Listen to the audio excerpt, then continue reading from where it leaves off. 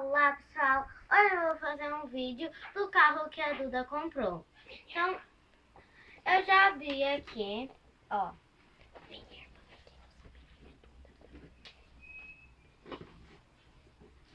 Tá, minha irmã que abriu.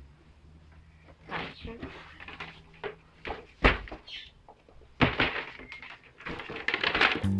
Aqui. O carro vem adesivo. Pega? Ah, é verdade. Nossa, eu pensei que fosse as instruções. É sempre são. Já veio colado aqui, ó. Os de bolinha, ó. Veio colado aqui. Aí, ó, vem esses daqui que são os faróis, mais florzinhas, a placa. Vem a marca do carro. Que é aqui. Aí, ó. Mostra o carro melhor, Ó. Vem a Barbie. É que nem esse, ó, atrás, ó. É assim, ó, as rodas. Só que esse daqui é um pouco maior.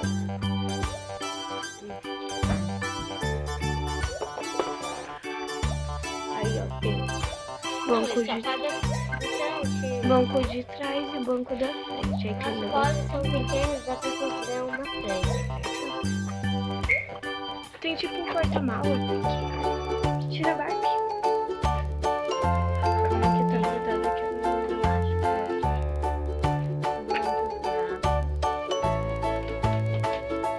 Corta, cadê a tesoura?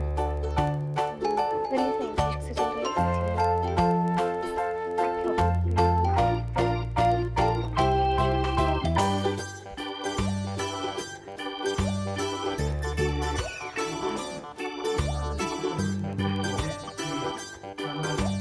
Isso.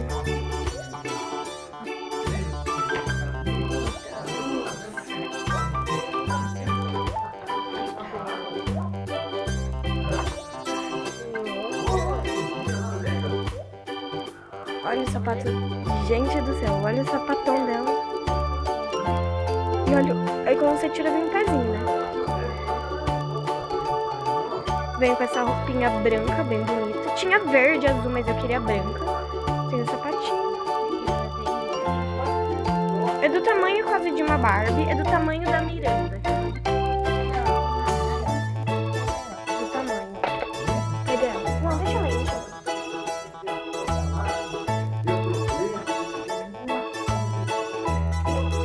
Olha o cabelo dela, bem liso.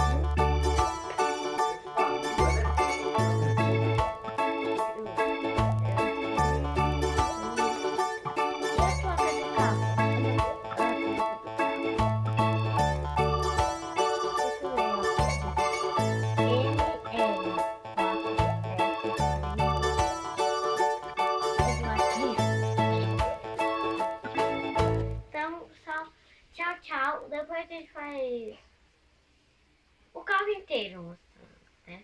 Então, um beijão pra vocês e tchau.